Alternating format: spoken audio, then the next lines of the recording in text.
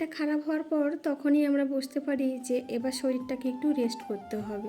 So hello everyone, তোমরা সবাই কেমন আছো? দিন ধরে জানো আমার পেজে তোমরা কোনো ব্লগ দেখতে পারোনি, কারণ দিতেই পারিনি। ওই যে কার কখন শরীর খারাপ হবে, হঠাৎ করে এত পরিমাণে গরম পড়েছে, আর এদিকে সোনাইয়ের রেগুলার সকাল থেকে স্কুলে হচ্ছে, বাড়ির কাজ, সেদিকে সোনাইয়ের স্কুল, দুদিকে ব্যালেন্স করতে গিয়ে না মাঝখান দিয়ে আমার শরীরটা খারাপ। যাই হোক, এই কথাগুলো বাদ তো আজকে বলি তোমরা কেমন আছো সবাই অবশ্যই কমেন্টে জানিও। সকালটা তো রোজ দিনের মতো আমার শুরু হয়, আর এই সকালে স্নান টান করে, আজকে ছিল পূর্ণিমা পুজো সোমবার, একটু সকাল সকাল স্নান করেছি।